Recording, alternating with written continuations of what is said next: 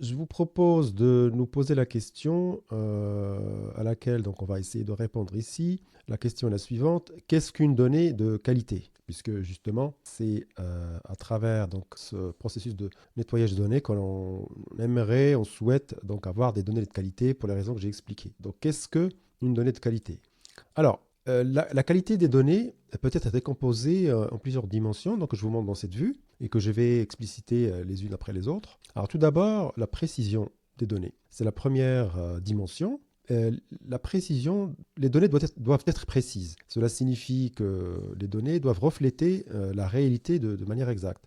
Si par exemple vous gérez une base de données client, et un client s'est inscrit en ligne sur votre site web et a accidentellement saisi son âge comme 25 au lieu de 52, bah, évidemment, la précision des sautes de données est compromise. Et donc, vous, derrière, quand vous allez faire des analyses démographiques ou vous aimeriez faire du ciblage marketing, bah, évidemment que ça pourrait affecter cette analyse. Donc, c'est très important que vous assurez de la précision des données. Bon, pour cet exemple que je viens de citer, évidemment que c'est un peu difficile, mais voilà, c'était juste pour vous montrer que l'impact d'une donnée non précise sur l'analyse que vous pouvez en faire derrière. Alors, la complétude, donc en deuxième dimension, donc de la qualité d'une donnée, avoir des ensembles de données complets est crucial. Des données manquantes peuvent biaiser nos analyses et nous faire rater des informations importantes. Alors, l'exemple est le suivant. Imaginez une enquête de satisfaction client où certains clients n'ont pas répondu à la question concernant leur niveau de satisfaction globale. Bah, si ces données manquantes ne sont pas traitées, bah, elles pourraient fausser l'analyse de la satisfaction client, par exemple. C'est tout bête. Voilà, pour faire de l'analyse de satisfaction client, etc., le minimum des choses, c'est de disposer des données sur le sujet. Voilà, c'est aussi bête que ça. Les données doivent être complètes euh, au vu bien évidemment, de votre objectif initial, qui est celui d'étudier, par exemple, ici, l'analyse de la satisfaction client. Alors, la troisième dimension que j'ai mis ici, c'est la cohérence. Donc, les données doivent être cohérentes, bien sûr, à travers les différents enregistrements et à travers les différentes sources. L'incohérence, des fois, bah, peut renvoyer, on peut indiquer des erreurs de saisie, mais pas seulement. Par exemple, si un système de gestion des stocks ou un produit est listé sous différents noms dans différentes parties de la base de données, parce que vous avez recueilli des données de différentes sources, et par exemple, un produit qui est un ordinateur portable 15 pouces est référencé, comme je viens de le dire, dans une colonne, et puis dans une autre table d'une autre base de données, il est référencé laptop 15, par exemple, bah, ça va être difficile de faire le rapprochement entre les deux avec des programmes, des scripts simples de traitement de données.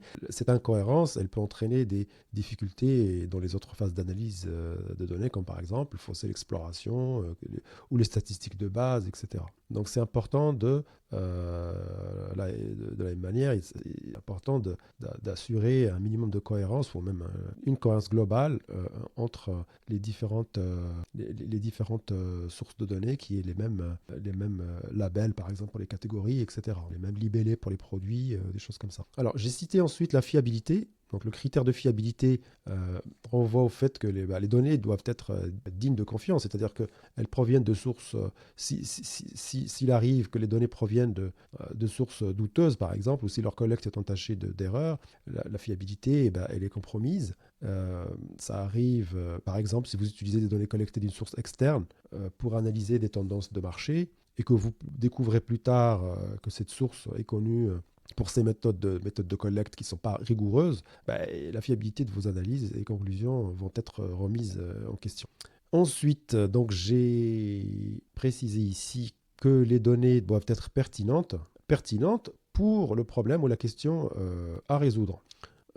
Parce que si vous collectez des données qui ne sont pas pertinentes, ben ça va forcément diluer un peu l'analyse et conduire à des conclusions incorrectes. Par exemple, une entreprise qui cherche à optimiser ses stratégies de marketing digital, si cette entreprise collecte des données sur les préférences de couleurs des utilisateurs, mais l'objectif est de comprendre par exemple quel type de contenu génère le plus d'engagement client, bah, ces données sur les préférences de couleurs ne seront d'aucune aide et ne seront pas pertinentes pour l'analyse que la société souhaite faire. Donc toujours vérifier que les données que vous collectez sont pertinentes par rapport au type de problème ou de questions que vous vous posez. Donc voilà, en gros, en résumé, en fait, comprendre et améliorer la qualité des données, c'est une étape très importante, étape préliminaire et essentielle avant de plonger dans l'analyse proprement dite.